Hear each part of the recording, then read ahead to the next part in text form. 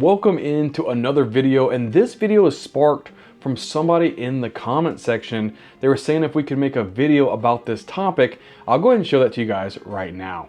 And this here is from Football. He said, if you are looking for topics, I think a good one to discuss would be how to use the team injury reports when they come out. Specifically, who to start and bench based on probable, questionable, and doubtful statuses. And we'll just hone in on that question just to begin with. So if you want to look at these statuses, right, there's normally 4 statuses that come out.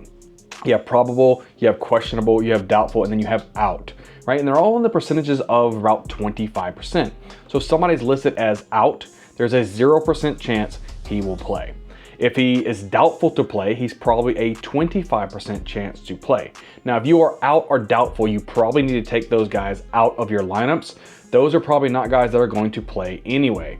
Then you have the one, we're gonna skip questionable for right now because questionable is a 50% chance to play. And then the probables around 75% chance to play.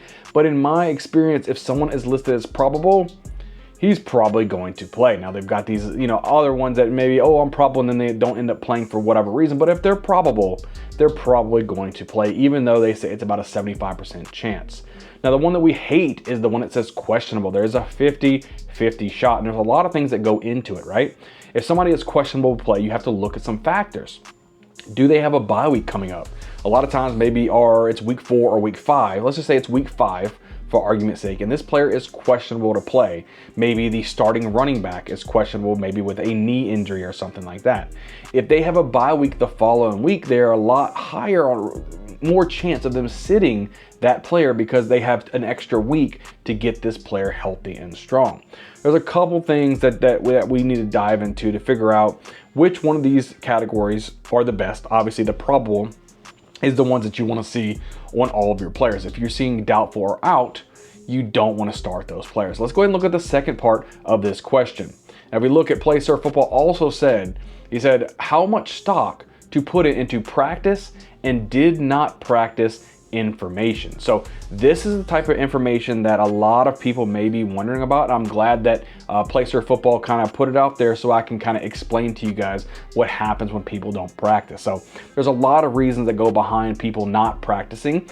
One of those reasons could just be he had a little bit of a nagging injury and he just wants to sit out some practices, make sure he gets his healthy, strong. He may be on the sideline, on the bike, doing little small drills here or there, right? You want to really look into, they need to be practicing by Friday of the week prior to really be listed as a component for the game. So if they're not practicing on Tuesday or Wednesday or Thursday, I wouldn't worry about it too much. You really want to look at that Friday injury report and see if that player ended up playing on Friday. In most cases, if a player is not on the field practicing by Friday, he will probably either be listed as doubtful or out for that reason. So I don't put in too much playtime if somebody's not practicing like a Tuesday and Wednesday, ends up coming back to practice on Thursday.